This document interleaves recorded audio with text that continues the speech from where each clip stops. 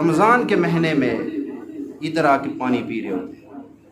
ایک آپ پانی پی رہا تھا تو میں نے اسے کہا بھائی آپ مسجد میں نہ آیا کریں غیر مسلم کے لیے. نہیں میں مسلمان ہوں. رمضان کے مہینے میں نے کہا اچھا آپ مسلمان ہیں؟ کہنے لگے ہاں. میں کہا اچھا اس لیے سر عام پانی پی رہے ہیں. کیونکہ کافر کی ضرورت نہیں ہے کہ اسلام کے گستاخی کرے یا ہمارے نبی کی گستاخی ہم نے سکھائی ہے. کافر کو کیا پتہ تھا گستاخی کیا ہوتی ہے؟ یہ ہم مسلمانوں نے سکھائی ہے. شریعت کی، نماز کی بے احترامی، مسجد کی بے احترامی یہ ہم مسلمانوں نے سکھائی. اگر آپ میری بات کو ذرا غور کریں گے تو آپ کو سمجھ آ جائے گا واقعی ہم اپنے نبی کی کتنی گستاخی کر رہے ہیں. ہم نے کبھی سوچا؟ میرے نبی کہتے ہیں کہ نماز پڑھو، ہم نہیں پڑھتے. کیا یہ گستاخی نہیں ہے؟ حکم کو نہ ماننا بھی تو گستاخی ہے نا. میرے نبی کہتے ہیں روزے رکھو، ہم کہتے ہیں نہیں رکھے جاتے. کیا یہ گستاخی نہیں ہے؟ باپ کہے بیٹا فلاں کام کر لو، بیٹا کہ میں نہیں کرتا ہوں، تو باپ کیا کہتے ہیں؟ بڑا گستاخ نافرمان بیٹا ہے. باپ کا رتبہ اتنا نہیں ہے جتنا میرے نبی کا ہے. میرے نبی کو اللہ نے جو مقام دیا ہے وہ ہمارے سوچوں سے بھی بالا تر ہے. امام الانبیاء، امام کائنات، وجہ کائنات، جس کو بنایا اور وہ کہے میرے امتی نماز میری آنکھوں کی ٹھنڈک ہے، اور امتی کہے مجھ سے تو نہیں پڑھی جاتی ہے.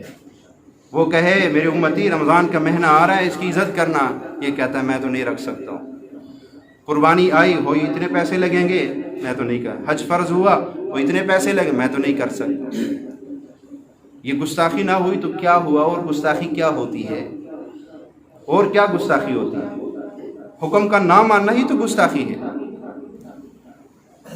میرے مرشد کے بعد ایک جوان آیا، کہنے لگا میرے والد صاحب نے مرتے مرتے ایک وصیت کی کہ بیٹا عشق رسول کرنا پر رسمی عشق رسول نہ کرنا، دل سے عاشق رسول بن جانا. بس یہ میں وصیت کر کے جا رہا ہوں بیٹا، عاشق رسول بن جانا، کیونکہ عاشق رسول کے بغیر تو زندگی ناممکن ہے. لیکن رسمی عاشق رسول نہ بننا، دل کا عاشق رسول بننا. اور فرمایا کہ میں ساری زندگی رسمی عاشق رسول بنا رہا، ساری زندگی رسم عاشق رسول بنا رہا. میں میلاد بھی مناتا تھا، میں جلوسوں میں بھی جاتا تھا، میں ربیع الاول کے مہینے میں جو ہے جھنڈیاں بھی لگا، سب کچھ کرتا تھا. لوگ مجھے عاشق رسول بھی کہتے تھے. پر میں نے 5 بیٹیوں کی شادی کی اور ایک بیٹی کی شادی میں بھی اپنے نبی کو نہیں بلایا. 5 دفعہ میرے گھر میں خوشی آئی شادی کے نام پہ، میں نے سب کو خوش کیا، رشتہ داروں کو خوش کیا، یہاں تک کہ گلی کا جو صفائی کرنے والا ہے اس کو بھی خوش کیا، میراثی کو بلا کے اس کو بھی خوش کیا. مدینے والے کو نہیں بلایا، بس شادی پہ نہیں بلایا مدینے میں.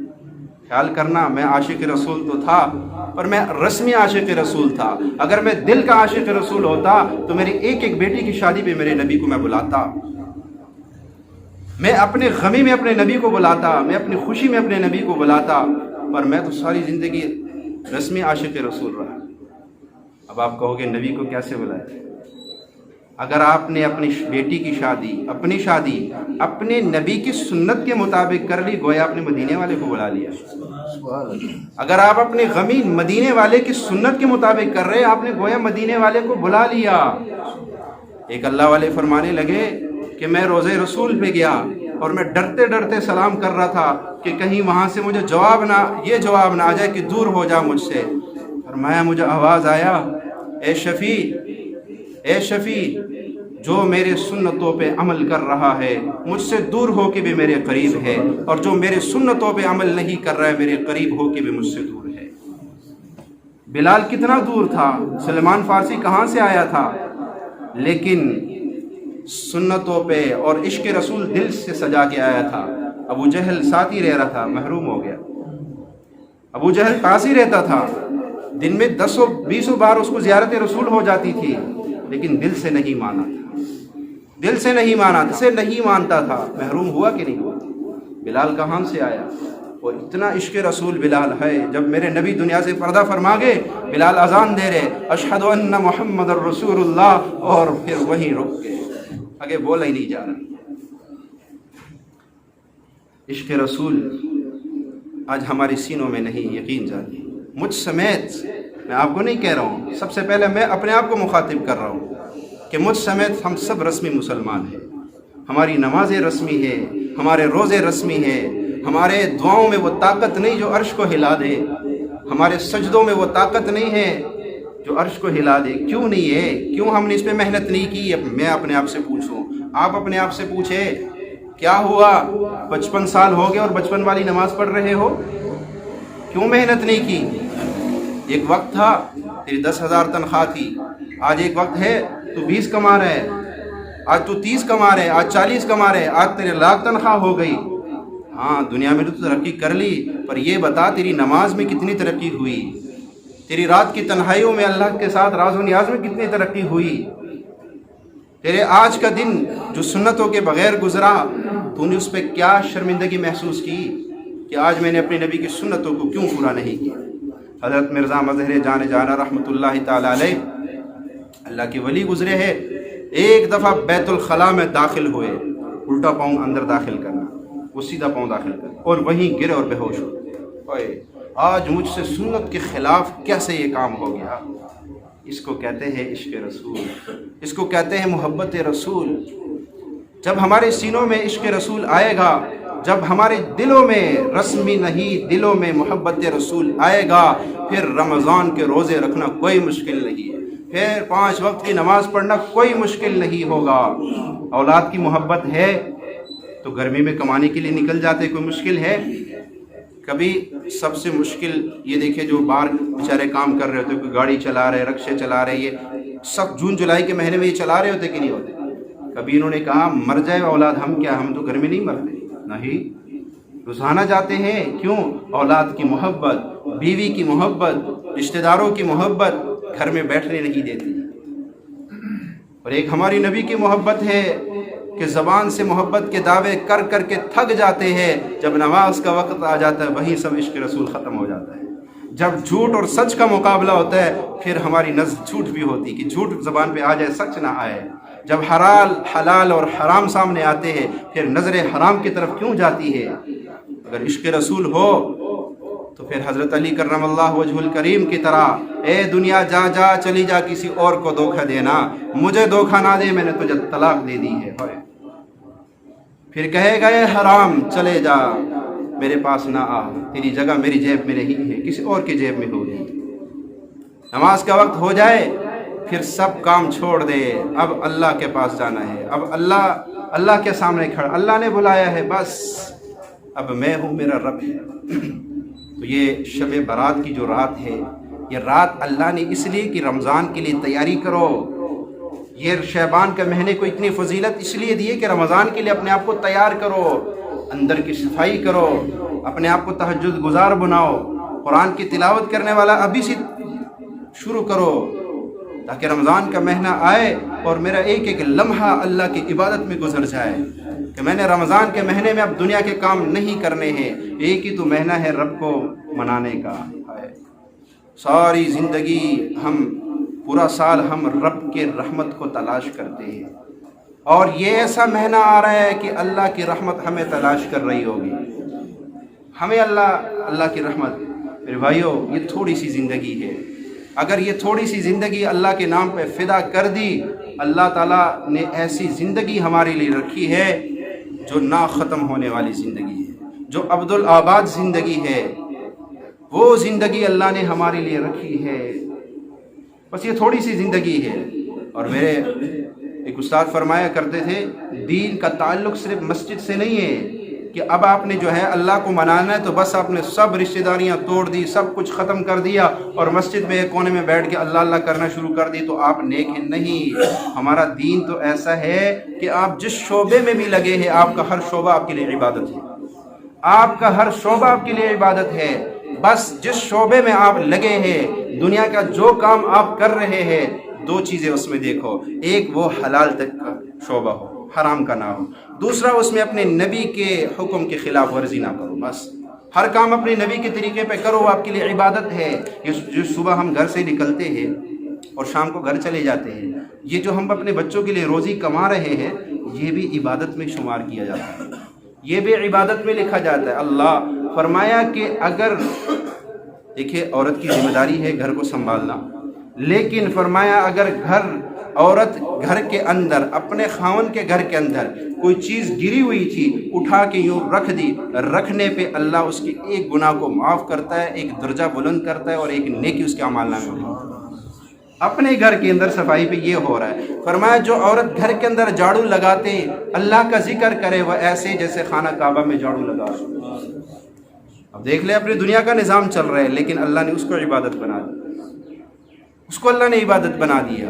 ضروری نہیں ہے کہ آپ سب جناب مولوی بن جاؤ اور مسجد میں بیٹھ جاؤ تب آپ دیندار بنو، نہیں، آپ جس شعبے میں بھی ہے اس شعبے میں اللہ کے حکم کو، نبی کے طریقے کو نہ چھوڑنا، بس جو مرضی ہو جائے اللہ کا حکم مجھ سے نہ چھوٹے، اللہ کے نبی کا طریقہ مجھ سے نہ چھوٹے۔ صحابہ اکرام کسریٰ کے بادشاہ کے محل میں گئے اور وہ سب سے سپر پاور اس کے دسترخوان پہ بیٹھے ہوئے اور کھانا کھا رہے ہیں، صحابی لقمہ اٹھاتے ہیں، لقمہ گر جاتا ہے، وہ پھر اس کو اٹھاتے ہیں، اٹھا کے صاف کر کے کھاتے ہیں۔ ساتھ والا کہتا ہے دیکھ بڑے بڑے لوگ بیٹھے ہوئے کیا ہو رہا ہے؟ فرمایا کیا میں ان بے وقوفوں کی وجہ سے اپنے حبیب کی سنت چھوڑ دوں؟ ان بے وقوفوں کی وجہ سے میں اپنے نبی کی سنت چھوڑ دوں؟ ہم شادی میں کیا کرتے؟ کھڑے ہو کے کھا رہے ہوتے، کھڑے ہو کے کھا رہے ہوتے۔ کیوں؟ یار سارے لوگ کھا رہے، لوگ کیا کہیں گے؟ بھائی لوگ جو مرضی کہے، آپ سیاسی بن جاؤ، ہم سیاسی لوگ ہیں، جو مرضی ہمیں لوگ کہے۔ یہ سیاسی لوگوں کو دیکھا نہیں ہے کتنے تانے کر، کتنے ایک دوسرے کو گالیاں الزامات لگا رہے۔ کبھی کسی نے یہ کہا کہ میں سیاست چھوڑ رہا ہوں کیونکہ اس میں گالیاں بہت پڑتی ہیں۔ جب سیاستدان کرسی کے لیے گالیاں برداشت کر سکتے ہیں تو تم اپنے نبی کے لیے سیاست نہیں کر سکتے؟ آج کے بعد ہم اپنے نبی کے لیے سیاست کریں گے، آج کے بعد ہم بھی سیاسی ہیں، پر ہماری سیاست اپنے نبی کے لیے ہوگی، ہماری سیاست قرآن کے لیے ہوگی، ہماری سیاست نماز کے لیے، روزے کے لیے ہوگی۔ ہمیں جو مرضی لوگ سنائے یہ کیا کر رہے ہیں، ہم کہیں گے ہم تو سیاسی بھائی، تم جو مرضی کہو۔ تو جب بھی ایسا موقع آ جائے اپنی نبی کی سنت کو مقدم رکھو۔ لوگ جو مرضی کہے دینا میں سیاسی بندہ ہوں، یہ سننی پڑتی ہے۔ سیاسی بندے بھی تو کہتے ہیں بھائی جب الیکشن کا وقت آتا ہے تو دروازے پہ پہنچ کے کتنی منتیں کرتے ہیں، کتنی منتیں کرتے ہیں۔ تو ہم بھی آج کے بعد سیاسی بن جائیں، اپنے نبی کے لیے سیاست سیکھیں، جنت کے لیے سیاست سیکھیں۔ ہم بک چکے ہیں، ان اللہ اشتری من المؤمنین انفسهم واموالهم بان لهم الجنہ۔ اللہ کہتے ہیں مومنوں میں نے تمہیں خرید لیا ہے۔ اللہ کس چیز کے بدلے ہمیں خریدا ہے؟ اللہ کہتے ہیں بان لهم الجنہ، میں نے تمہیں جنت کے بدلے خریدا ہے۔ ہم تو بکے ہوئے ہیں، ہم تو بک چکے ہیں۔ رب نے ہمیں خریدا ہے، ہمارا خریدار رب ہے۔ عرشوں کا مالک، لوح و قلم کرسی کا مالک، کن فیکون کا مالک، وہ ہمارا خریدار ہے اور جنت کے بدلے میں ہمیں اس نے خریدا ہے، جنت کے بدلے میں ہمیں اس نے خریدا ہے۔ لیکن یہ بات میرے بھائیوں اللہ سے تڑپ تڑپ کے مانگنے سے آئے گی۔ ہم اللہ سے مانگے کہ اللہ اپنے اور اپنے حبیب کی محبت دے دے، ان کی اطاعت دے دے، بس تو آ گیا مجھے سب کچھ مل گیا، تو نہ ملا کچھ بھی نہ ملا۔ آج کے بعد ہماری ساری محنت اللہ اور اس کے رسول پہ ہونی چاہیے کہ وہ سینے میں آ جائے، بس وہ آ گیا، اللہ مل گیا تو سب کچھ مل گیا، اللہ نہ ملا تو کچھ ملا۔ ایک عالم لکھتے ہیں کہ ہم حج کے لیے گئے تو وہاں پہ ہم نے جو مکان لیا تھا حج کے دوران، بہت پرانی بات بتا رہا ہوں، جب لوگ بحری جہازوں پہ جایا کرتے، فرمایا کہ ہم نے وہاں گئے تو لوگوں کو پتہ ہوتا تھا کہ اب حج کا موقع آ گیا، تو جس کے پاس 2 کمرے ہوتے تھے وہ ایک کمرے میں شفٹ ہو کے کرائے پہ دے دیتا کہ چلو کچھ دن پیسے کما لیں۔ کہا کہ ہم جس گھر میں رہ رہے تھے اس کے 2 پورشن تھے، اوپر والے پورشن پہ مالک مکان خود شفٹ ہو گیا اور نیچے والا پورشن اس نے ہمیں دے دی۔ یہ علماء تھے کچھ، نیچے والے پورشن میں یہ رہتے تھے، غربت کا زمانہ تھا اور یہ تو ہندوستان سے گئے تھے، ان کے پاس پیسہ بھی تھا، تو یہ کھانے پینے کی جو چیزیں لاتے تھے جو بچ جاتا تھا ان کو دے دیتے تھے، وہ تھوڑا غریب لوگ تھے۔ تو آخری وقت جب ہوا، واپس آنے کا وقت ہوا تو ان کا ایک بچہ تھا، انہوں نے اس کو کہا کہ یہ آپ کا جو بچہ ہے اس کو ہم لے جاتے ہیں ہندوستان میں، وہاں بڑے بڑے مدرسے ہیں، اس کو پڑھائیں گے، عالم دین بنائیں گے، اس کے کپڑوں کا خرچہ، اس کے سب خرچہ ہم دیں گے، کھانا پینا ہر چیز ہوگا، ماشاءاللہ وہاں پڑھے گا، بہت کچھ سیکھے گا۔ بڑے خوش ہوئے، انہوں نے کہا بڑے اچھے لوگ ہیں تو آپ اس کو لے جائیں۔ کہا بچہ بھی ہمارے ساتھ ہو گیا۔ ہم نے الوداعی سلام کرنا تھا روزے رسول، راستے میں وہ بچہ ہم سے پوچھ رہا ہے کہ وہاں ہندوستان میں روٹی ملے گی، بڑی ملے گی روٹی، سالن، کیونکہ غربت، انتہائی غربت تھی، اتنی غربت تھی کہ ایک عالم دین لکھتے ہیں کہ ہم مکے سے مدینہ شریف جا رہے تھے، راستے میں ایک جگہ ہم نے پڑاؤ ڈالا تو ایک بدھو اوپر سے اترا پہاڑ سے اور آ کے ہمارے سامنے کہنے لگا میں بھوک سے مر رہا ہوں، مجھے کچھ دو۔ کہا کہ میں نے اپنی بیوی سے کہا ذرا ایک روٹی بنا دو، آٹا تو اپنے پاس تھا، سب کچھ تھا، سامان لیا ہوا تھا، تو جب میری بیوی آٹا گھوننے لگی تو اس نے تھوڑا سا آٹا لیا، اس میں پانی ڈالا اور گلاس میں گھول کر کے پی کے کہنے لگا اب میں روٹی کا انتظار کر سکتا ہوں۔ اتنی غربت تھی۔ تربوز حاجی کھاتے تھے، اس کے چھلکے پھینکتے تھے، بچے لڑ پڑتے تھے اس میں، یہ تو اب جا کے یہ نظام ان کا بدلا ہے۔ تو جب وہ بچہ ہم سے پوچھ رہا ہے کہ وہاں پہ کھانے کو ملے گا، کپڑے ملیں گے، یہ ملے گا، وہ جیسے بچوں کی خواہشات ہوتی کہ میں تو نئے ایک وطن میں جا رہا ہوں تو وہاں مجھے کیا کچھ ملے گا، بچہ خوش ہوتا ہے۔ ہم نے کہا بیٹا سب ملے گا، سب ملے گا، لیکن آخر میں اس نے روزہ رسول کی طرف اشارہ کیا کہ وہاں یہ روزے والا ہوگا، یہ روزہ ہوگا۔ ہم نے کہا نہیں بیٹا، یہ وہاں نہیں ہوگا، یہ نہیں ہوگا، یہ وہاں ہوتا تو ہم اتنے دور چل کے کیوں آتے۔ ایک عالم کہنے لگے کہ ہم مدینہ شریف میں تھے تو وہاں کے لوگ وہ جو کھڑے ہوتے پولیس والا، وہ کہنے لگے مکے میں کتنے دن رہ کے آؤ؟ ہم نے کہا جی 4 دن۔ کہا مدینے میں کتنے دن رہنا ہے؟ ہم نے کہا 8 دن۔ کیا کیوں؟ مکے میں 4 دن ہے تو مدینے میں بھی 4 رہو۔ تو وہ ساتھ والا کہنے لگا مکے والا تو ہر وقت مل جاتا ہے، مدینے والا تو صرف مدینے میں ملتا ہے، اس لیے مدینے میں زیادہ دن رہنا ہے۔ مدینے والا تو صرف مدینے میں ملتا ہے، مکے والا تو ہر وقت مل جاتا ہے، وہ تو پاکستان میں بھی جب اس کو پکارو۔ ہاں مدینے میں اس لیے سے آیا۔ تو کہا اس بچے نے جب یہ کہا، ہم نے کہا نہیں بیٹا وہاں تو یہ روزہ نہیں ہوگا، اسی کے لیے تو ہم آئے ہیں۔ اس نے اپنا ہاتھ چھڑایا کہ جب یہ روزہ وہاں نہیں تو میں نے کیا کرنا ہے، میں تو اس روزے کے خاطر سب کچھ یہاں جی رہا ہوں۔ میرے بھائیوں، اس کے ساتھ اللہ نے ہمیں تعلق دے دیا اور ہم اپنی سینے سے ہم اس کو رسمی میں صرف داخل کر رہے ہیں۔ نہیں، آج کے بعد ہمارے دل میں ہونا چاہیے، کوشش کریں گے نا۔ اچھا دل میں آئے گا کیسے؟ درود کی برکت سے آئے گا۔ آج کے بعد تسبیح لے کے اس تصور سے درود پڑھیں گے مدینے والا مجھے دیکھ رہا ہے اور کہہ رہا ہے آپ میرے عاشق کو دیکھ، مجھ پہ درود پڑھ رہا ہے۔ ایسے انداز سے درود پڑھے کہ ایسی تسبیح لے کے اور مدینے والا مجھے دیکھ رہا ہے اور میں درود پڑھ رہا ہوں اور مدینے والا مسکرا رہا ہے، اور ایک وقت آئے گا جاگتی آنکھوں سے دیکھو گے مدینے والے، سونے کی ضرورت نہیں ہوگی، وظائف کی ضرورت نہیں ہوگی، بس درود پڑھ کے دیکھو، پھر جاگتی آنکھوں سے اللہ تمہیں مدینے والے کی زیارت کرائے گا۔ اللہ ان باتوں پہ عمل کرنے کی توفیق عطا فرمائے۔